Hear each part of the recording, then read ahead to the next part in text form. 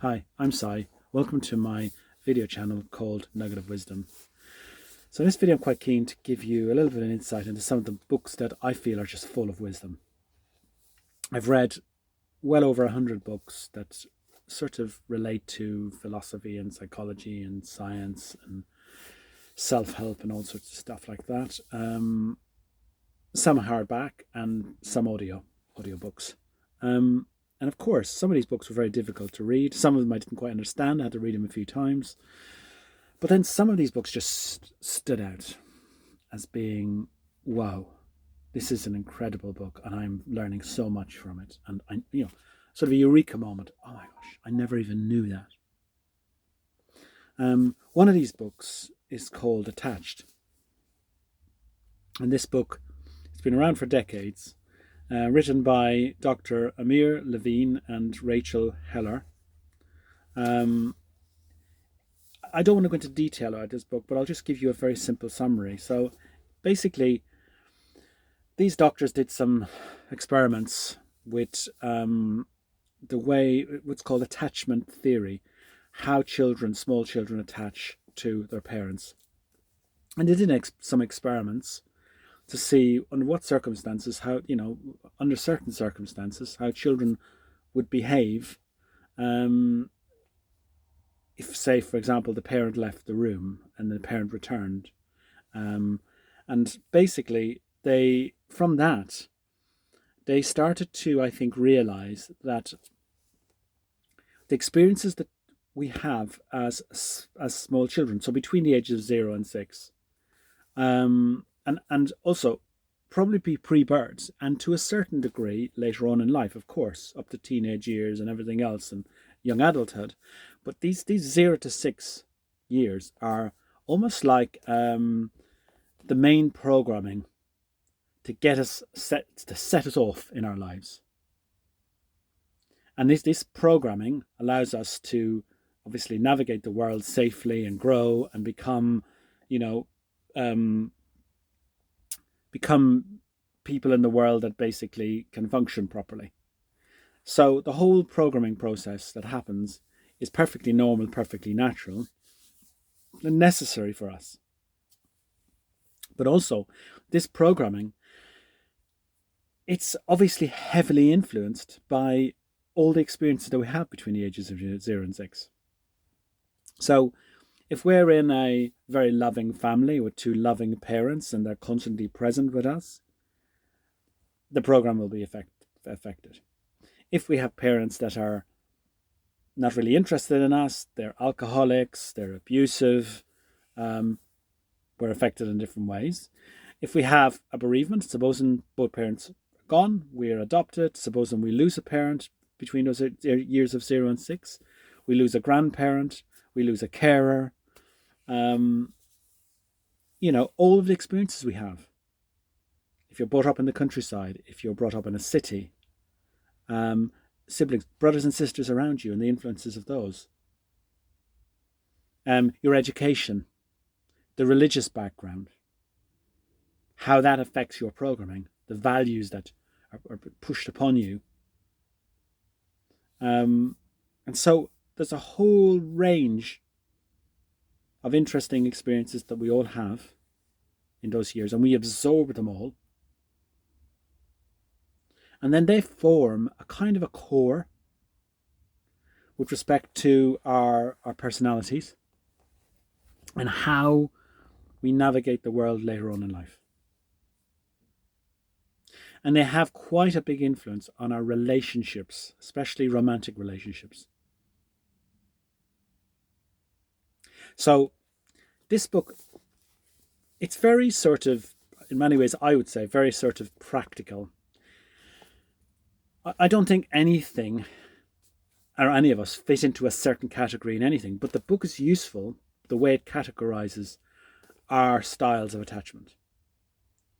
So I wouldn't read too much into, saying this is exactly the case for me or anybody else, but it gives you a really good pointer and guide to the way we behave and how attachment affects us in our lives. So they've got basically 3 basic styles of attachment. anxiously attached, avoidant attached, and securely attached. And just as the names sort of indicate, the anxiously attached, as they say here, people are often preoccupied with their relationships and tend to worry about their partner's ability to love them back. Avoidant people equate intimacy with a loss of independence and constantly try to minimize closeness. And securely attached people who feel comfortable with intimacy and are usually warm and loving. And you can be a combination of these. You can be part anxious, part secure. You can be, part avoidant, and part secure. And in the book, there's a great description about what these actually mean. There's great examples of these behaviors, but also there's a test in the book that allows you to go through a set of questions, and with these answers, it will give you an indication of what you might be. Now, there are a lot of books out there with a lot of self-help stuff, but trust me when I tell you that this book is a highly, highly respected, reputable book. That when you read it, you'll resonate. You'll go, of course, I know those sorts of people. I know that behavior in myself. So I have great respect for the work that went into making this book and the wisdom that's in it. For me, as a little background about myself, just to give you a practical example of how amazing this book is.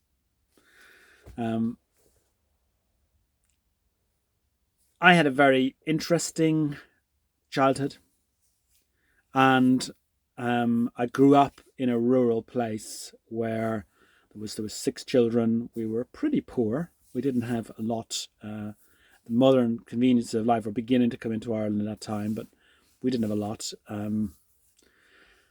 But I grew up, I would say, quite anxious. And all sorts of reasons, anxious because of, in many ways, fear of being abandoned, fear of not being able to live up to the expectations of my parents, fear of ending up being cast out as a child from the family, and the fear of poverty. So just literally, if you don't have food and shelter and you're just cast out into the cold, basically fear of abandonment. And also the sort of I'm not good enough scenario, which is a lot of expectation in society about what you should be doing, what career you should have, even as a young child in school, being brought into an environment where you're all sitting in a classroom and you're expected to go through levels. We had like little books where there were force A, B, C, D, E, F, and we had to make sure we got to these levels. If we didn't get to these levels in these books, we might be deemed to be not so clever or not so smart or not doing our work. So there's a lot of expectation. And so I grew up in many ways being what they would call a little bit anxious. But at the same time, I had a very strong relationship with my mother, a very loving, caring relationship with my mother. But my brothers and sisters didn't. So I was very anxious about ending up kind of in their world, but also very guilty about being in this sort of special little sort of, this special, very loving and caring nest that I was in with my mother. And I also spent a lot of my time always trying to please her. And my mother had some mental health issues. She struggled a bit. She had a lot of difficulties in her life. And I was always very sensitive to those. Always trying to please, always trying to find ways to help, always trying to do stuff to also calm things down, to calm her anxiety, to make us all feel safer.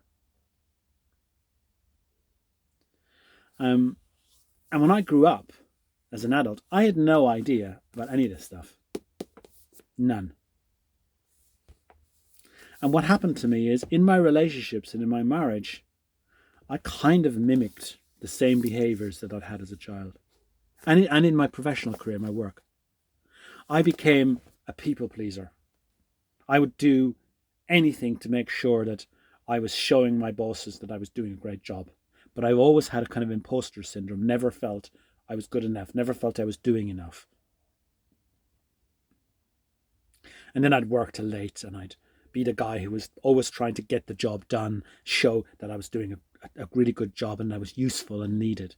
And if somebody in the company put their hand up and said, we need a volunteer, we've got this really difficult project, a lot of people around me just go, it's not my pay grade, I can't be bothered doing this. And I'd go, I'll do it, I can do it, I can help. And also because I'm a very technical sort of guy, mechanical guy, and a lot of the stuff, say mechanical guy, I mean, I like engineering and technology. But a lot of it, as a child, my father was very much into fixing everything and making things. So if something was broken, he'd go, oh, I'll fix that. And because we lived in a world where technology wasn't very advanced, if you wanted to repair your car, you weren't going to put new wiper blades on in the exhaust. Chances are you just do it yourself. Stick it up on some blocks and fix it. So I was like a fixer. And it's really fitted in with my anxious attachment. And then that related to something else called codependency. Codependency. You often heard of codependency and narcissism, but in effect, this need to be needed. This need to get people to appreciate me and love me, and how I get the validation is I do stuff for them. I help them. And so this book, when I read it, it kind of categorized it all. And I was able to do a test. And that test basically gave an indication of what I was. Actually, what really happened was I had a girlfriend, and she said, have you heard of this book? And she said, I want you to do a test. And she got me to do this test. And, it could have been curtains, but it turned out when I did a test that I was a mixture of anxious and secure. And I had no idea, which was really great. I had no idea about this book. So when I answered the questions, I just blindly answered the questions. And she was very clever not to tell me anything about the book at the start, but just to mark down each answer to the question, each number. You'll see how it works there if you do the test. So in the end, I came out as anxious secure. I think it was 60-40, 70-30, something like that. And I was saying to her, well, what does that mean? And I was a little bit put out because I thought, hang on, this is a bit strange now. I'm dating this woman, and she's like giving me some sort of test from some sort of strange book. So I was a little bit put out by it. But that's how my interest started. Once I then sort of got over my sort of, anxiousness about the test in the book, and the fact that it said I was anxious, which again, you can turn around and go, well, it's not me. I'm not an anxious person. I'm never anxious. But in reality, I was. And then what that did for me was, as I say, it's all explained in the book. It gave me a sort of a baseline to go, okay. So experiences in my childhood have had an effect on me, so much so that they've affected big decisions in my life. What job I took, how I working in a job as opposed to working for myself, the relationships I had.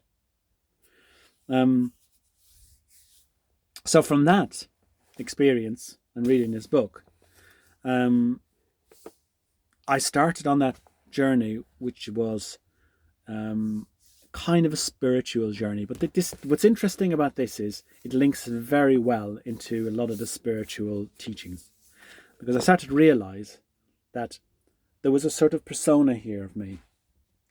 And that persona was built on a whole load of programming or experiences that I'd had that actually weren't me, in the sense that I didn't choose where I lived. I didn't choose all that programming as a child and all those experiences and the kind of parents I had and the kind of teachers I had and the religion I had. I didn't choose my name. I didn't choose any of this stuff. And so this was really what started me on this kind of, gave me this insight that there's a persona thing going on here in me. There's something else. And it's not the real me. Because what happens to you is that when you don't know about this stuff, you're enmeshed in your experiences. And those experiences, there's no boundary between what you think you are and what you actually are. And when you're not able to sort of observe, they partly can control your life. You'll be making subconscious decisions that affect your life in a very significant and severe way. To the point where you have lots of conflicts going on. You're doing things that are not necessarily good for you as an adult, but may have been good for you as to survive as a child, may have been very useful for your survival as a child when you're in a very different kind of world with different relationships with parents and so on and teachers and brothers and sisters. But as an adult, really they're out of sync. It's a bit like being like having a computer which has got, the most basic programming language on it that's no longer useful for the modern world. And so it hampers you. It doesn't mean to hamper you. It thinks it's doing the best for you. This programming thinks, yeah, this is the way it's all set up so that this person can live a good life, a safe life. But the programming is buggy and it's not right for you as an adult. And then that brings into play the whole idea of codependency and narcissism. So again, I'd really not heard, I think, people say, you're a narcissist, but really, I had no clue what that meant either. And that brought in sort of my inquisitiveness into what this was all about. But just going back to the attached book. So I'm going to put a link to this book on my video here, and an audio version as well. I highly recommend that you really just listen to it. Listen to it as much of an open heart and an open mind as you can, and then do the test. And it doesn't matter what age you are, you will get something out of this. Something will flip in you. You'll have an aha moment. If you really think about yourself, your behaviours, what kind of job you're in, what kind of marriage you had, what kind of relationships you've had, you'll have an aha moment. It's quite incredible. So the second book that I linked to from this was a book called Codependency No More. And that book basically was referred to me from my sister. So my sister, who lives in Portsmouth, was very good at giving me advice. Whenever I had problems and I needed a shoulder to cry on, she'd give me advice, and I'd go and see her and we'd have dinner together and we'd go out and have fun times. And then I'd say, I've got this problem and my life's a mess and I don't know what to do. And she'd say, okay, I'll give you some advice. And she basically kind of got fed up with me at one stage and just said, read this book, which is a book called Codependency No More. I don't have the book here because I'm not recommending it to you yet. But this book was all about what is codependency. And I'd never heard of codependency before. Again, these terminologies and these studies have been around for decades. It's quite incredible to me now that as an adult and relationships and all of the pitfalls that in our society we haven't had, evolved these incredible teachings and knowledge and wisdom so everybody knows about it. So this book, Codependency, where I started reading it, I read about half the book and explained what codependency was all about. And, after reading half this book, I got a bit annoyed. I really got annoyed. It was like, this is rubbish. This is not me. This can't be me. Are they serious? What does it mean? So I was very frustrated about it all. And in essence, codependency, the whole nature of the term, it's all about validation. So basically you have your attachment style You become an avoidant, or you become insecure, or you become an anxious. And then how you get your validation in your life, how you feel accepted and validated, relates to codependency. So for me as a codependent, I would always be trying to help others, trying to go out there and do stuff for other people. Be the guy who was always trying to fix things, what I call a fixer. And trying to fix things in many ways that had got nothing to do with me, really. But because I knew there was an opportunity to feel I was part of the group, to feel accepted, to feel, good enough, I would do these things. And in many ways, it also relates to what you often hear, the nice guy. The nice guy who's always trying to be nice in order to be accepted.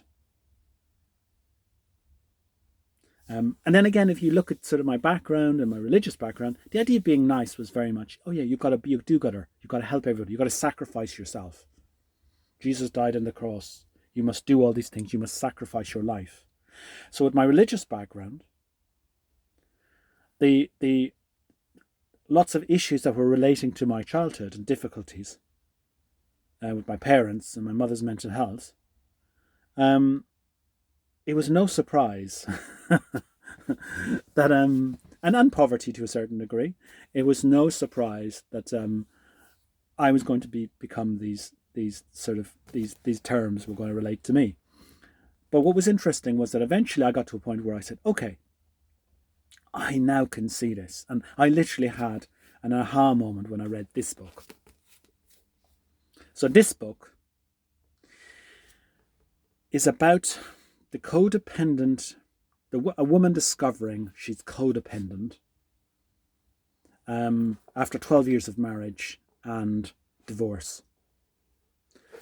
And what's interesting about this book, it's not one of these advice books which give you technical reference, technical terms, and this is how you put slotting you into different places and so on. This is just a book about her life. So Codependency and More was much more a technical book about what is codependency. And I didn't quite get it, and I quite sort of reacted to it, rejected it. This book was just about the life of a woman. And what was interesting about this is she was a woman, I'm a man. She had a different upbringing to me. She was brought up in America. Very, very different circumstances. But when I read the book, a penny dropped. It was like, I can't explain it, but literally, when I read this book,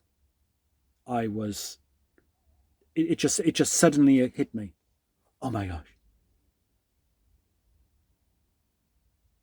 All my life, I've been living off my programming. Right into my 40s.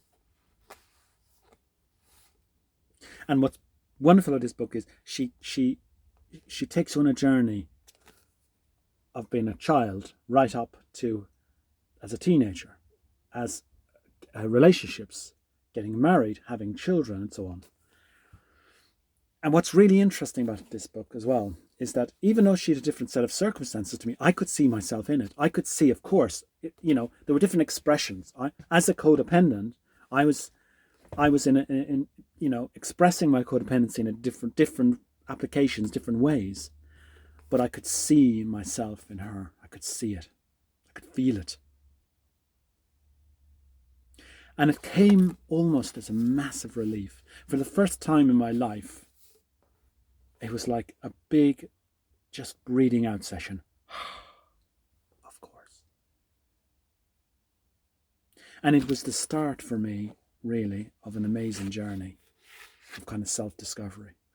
The pathless path, as Rupert Spira calls it, that I was on this path trying to seek and find ways to be happier and live a better life and not be anxious and all that sort of stuff.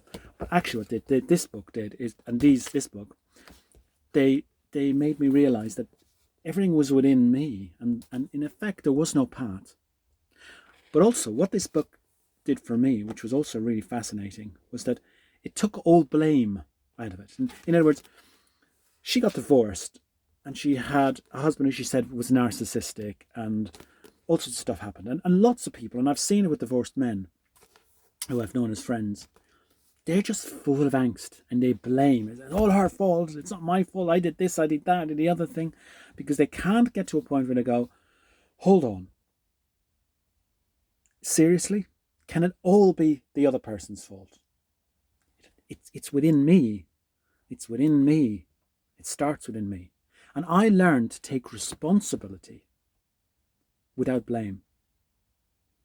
So instead of going, oh my gosh, I read these books and I realize what I am. I'm an anxious person and I'm a codependent and I've done all these crazy, stupid things. And all my life I've been expressing myself in certain ways in my jobs, in my relationships. And I found myself in all sorts of sort of trouble and with depression and everything else.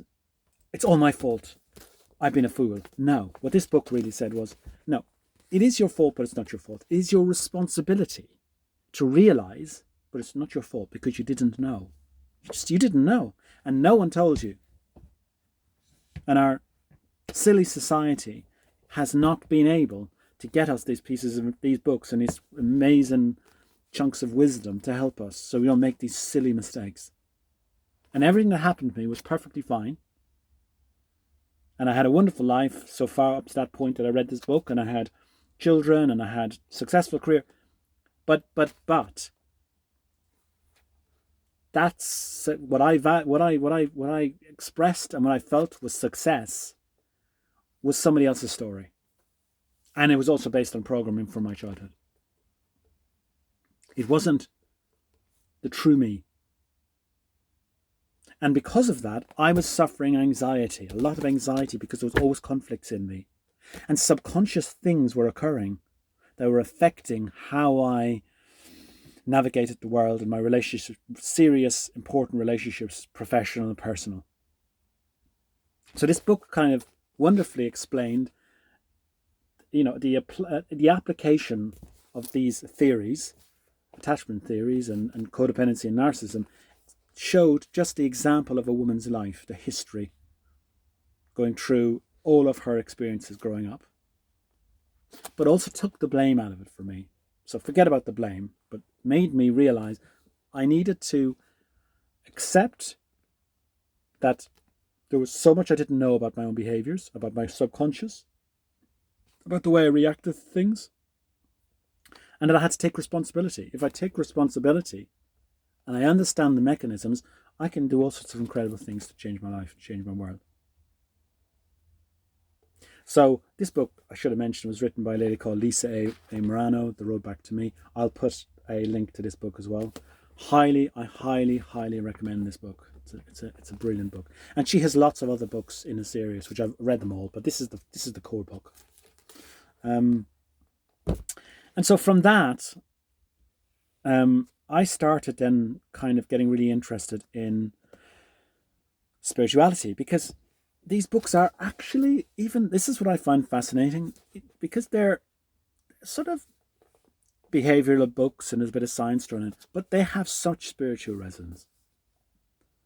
Because the amazingly wise spiritual teachers will tell you, you're not your thoughts, you're not your body.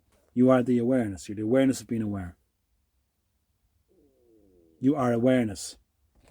And so what happens to you is you get to a point where you realize that all these things you thought you were are just a suit of clothes. They're just a suit of clothes, as really described in these books. And they're somebody else's. Somebody's dressed you in these things to a certain degree, and you just carried on with it. And so it's very freeing, because you can start to go, okay, so I can basically dress myself how I want to dress myself now. In fact, you'll notice some of the spiritual teachers, and some of the Hindu and Buddhist monks, they take it even a new name. They basically choose a new name, often a Sanskrit name, because they're almost, it's like a rebirth. It's like the resurrection. So very interesting books, and I think both books you will find incredibly useful to read. The last book I just want to mention is kind of an icing on the cake. Another fantastic book. And it's called The 5 Love Languages. A very famous book. Again, most people who I've heard who've read this book have just, it's like, Oh my gosh, I had no idea. And what it does, it talks about the way we express ourselves in loving relationships, how we show we care, affection. And there's 5 different what they call languages. One is words of affirmation. The second is acts of service, receiving gifts, quality time, and physical touch. And I have a really good example of which explains this book, which is, can you imagine the farmer coming home to his wife in the evening? He's been out in the fields all day long and he's covered in mud and cow dung and everything else. And he's chopped some logs. He's got a big armful of logs that he's bringing to the front door of the house. And when he gets to the front door and he knocks on the door so his wife can open the door and let him in, he just says, "Oh, I've had a really tough day outside. I brought some logs." And she's like, "Oh, okay." And she looks at him. He's all dirty and muddy. And she's, "Oh, well, can you just leave them over there? And don't bring your dirty shoes into the house because it's messy in here." And he gets a bit frustrated and basically dusts himself off, comes in and sits down to him. She says, "Your dinner's gone cold. You know, you've been out for so long. It has to be reheated." And basically he sits down and has his dinner. Well, often they don't see that the love languages that they're trying to express they're invisible to each other, are often confused. So when he comes to the door with the logs, he's expressing love. He's gift giving. He's basically saying, in my world and in my male farming masculine outdoorsy world, I'm a protector and I'm protecting you, and I want to make sure you've got heat and you're warm, and I'll take care of the animals so we have food. So he brings these logs in as an expression of his love. It's subconscious, it's evolutionary, it's probably what he experienced when he was a child and his father was out there. They had to get themselves warm at night and keep themselves cozy, and if they didn't chop the logs, they wouldn't have the heat they needed. She, on the other hand, is in the house taking care of everything, keeping the house nice and clean and tidy. She wants to have a beautiful, clean nest, so when he comes in after a hard day, he can basically sit down and have a nice meal, and she wants him to come in at the right time so his meal is nice and warm, and the meal will probably be something he really likes and nutritious and good for him. But because they don't understand love languages, they're not able to really see or appreciate that the way they respond and the way they relate to each other could be so much better. So, for example, when he comes to the door with the logs, she just goes, "Oh, thank you so much. Oh, we're going to be really warm tonight. They look like they're going to be really good bunch of logs. Wonderful. We can get the fire. Will you get the fire going? Will you set the fire up?" And she gives him a big hug. And then he in return says, "Oh, thank you so much. Oh, I can smell that beautiful dinner you've got ready. Yeah. And I think you've done my favourite again, haven't you?" She says, "Yes." And she goes to the oven and she pulls out the plate and she puts the plate of food on the table. She puts her hands on his shoulders and she says, "There you go. And there's some more there if you need it." And that sounds like a very stereotypical, the people who are feminists and masculinists will all be upset, but just forget about that for the moment. It's just an example, a very simple example of how two people can express themselves, express their love, the love that they are, and be conscious of it. And that's what this book is really about. And you can kind of work out what your love language bias is. So for me, for example, I'm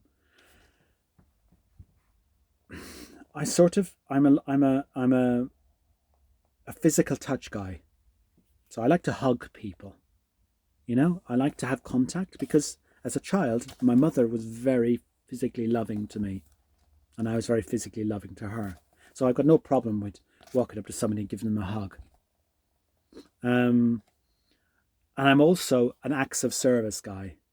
So I like to do things, acts of service, and kind of mixed in with the giving of gifts, which is kind of also the, I want to do stuff. I want to be helping. Again, linked to the codependency. I want to be doing stuff and supporting and serving. And also, here's a gift from me. And so what's interesting about that is you start to realize what your love language is, and also how it relates to codependency, to your attachment styles. And then you can start to build up a kind of a profile about yourself. And if you discover, okay, so I'm an avoidant, I didn't really have much contact as a child with my parents. They were not very loving. I'm just making this up now. They're very strict. They gave me everything I needed, but there was never really major presence. So I'm an avoidant. My love language is maybe words of affirmation, because physical touch, I feel a little bit, I'm not so sure about that. We never really gave each other gifts. And so you can, I may have some narcissistic tendencies. So this is the other thing. You can do these tests to decide, how codependent are you and how narcissistic are you. I see so much on the internet where people who are narcissistic are demonized. And what's really interesting about that is, in effect, you have a narcissism surrounding people who are saying they're not narcissists and the others are. And so you've got to be very careful not to go down a rabbit hole with codependency and narcissism. We're all narcissistic to a certain degree, and narcissism, this need to basically survive and grow as children makes most of us narcissists. And we grow out of it as we grow up and get into adulthood. But again, if we have dysfunctional or difficult childhoods, the narcissism can become very strong in us.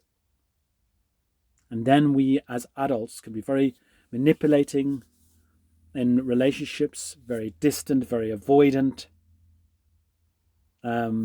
very incapable of getting close to somebody. Or if we do get close, like the moth to the flame, we have to pull back. But once you start to realize these things, you can change them. We can all change. And don't be persuaded by the arguments on the internet that, especially with narcissism, that you can never change a narcissist, or a narcissist can never change. First of all, you can never change a narcissist. You can never change a codependent. That's for them to change. I used to be really obsessed with helping and changing other people, and I completely stopped, because that was me trying to validate myself. A codependent, an avoidant, an anxious, somebody with narcissistic traits can change themselves. And they can change themselves by starting to become more self-aware and reading books like this. And you'll find that most people are a spectrum. They're not just one thing or the other. And also, somebody can be narcissistic in one type of relationship, but not in another. They might be narcissistic in a romantic relationship and have higher traits of narcissism, but in their relationship with their grandmother or their sister or their child, completely different, or their boss. So judgment, and you'll see loads of judgment on the internet. People judging, get rid of the narcissist. This is what you need to do or not do. Or the ego. There's a huge amount of almost hatred and vitriol against the ego. Kill the ego. Get rid of your ego. That's the ego killing its ego. And it's not going to kill its ego. It's just reinforcing it and blowing the ego and into something much, much more dominant and enmeshed than it could possibly have been if you weren't on that path in the first place. So in the end, you've got to sort of be able to go, we all have these traits, but we can become more self-aware of them. And if we become more self-aware and that they are not the core us, we can start to manage them and start to understand how we became the way we are, and we start to change. And it takes time. Taken me 4 years.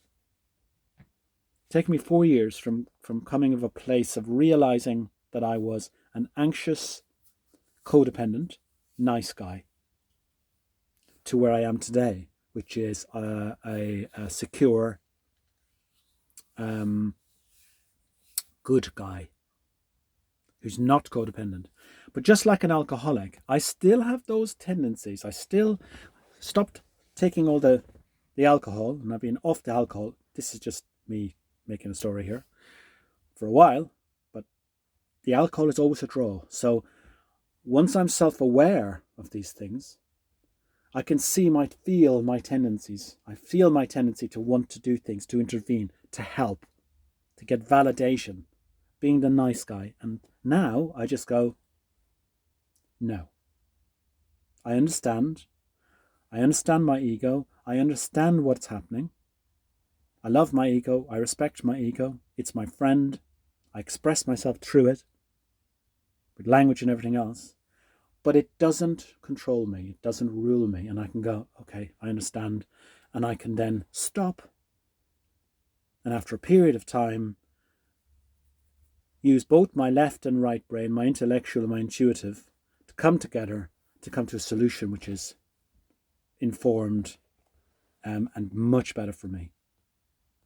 And what I've also learned is boundaries. To have a boundary where I can say, now I understand what I'm not. These are my boundaries. I will not accept somebody abusing me. I will not accept somebody gaslighting me. I will not accept somebody treating me in any kind of negative, irrational way. Because I used to attract those sorts of things. I attracted people with problems so I could solve their problems. And once I solved their problems, which I couldn't do because you can never solve anybody else's problems, I naively thought I would be able to receive love and be loved. Of course, what I realized is from all of this wonderful wisdom is I can, first of all, never solve anybody else's problems. That's for themselves to solve. I can do like I'm doing here, express and share my knowledge with people, but never, this is what you need to do. That's a kind of ego swelling up, narcissistic ego thing as well. But what I can do is I can look inward into myself and go, okay, I understand what I am. These are the tools now that I can use to basically become more self-aware, and live a much more peaceful life, which is what this whole video series I'm doing is all about living a peaceful life.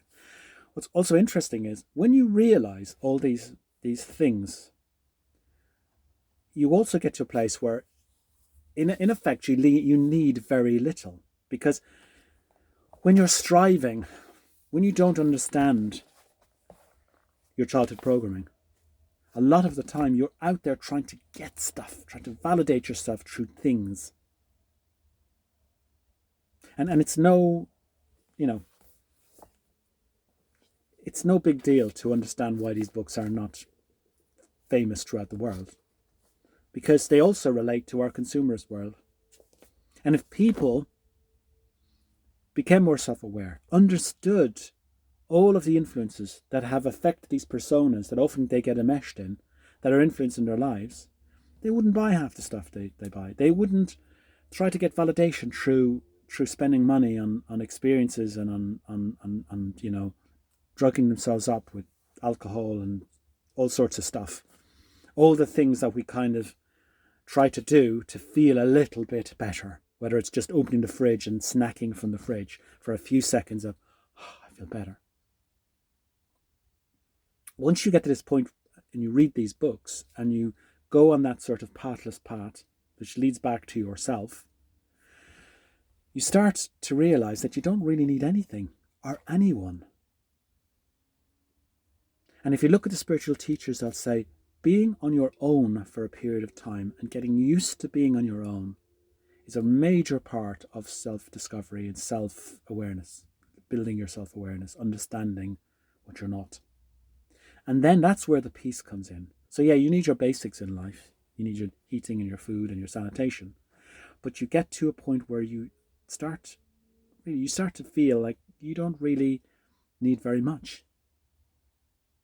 And so life becomes much more peaceful. And that's really the reason why I've brought these books out to show you. And as I say, I will put links to these 3 books on my video. And I really hope that when you read them, you get as much wisdom from them as I did. Thank you, and see you in my next video.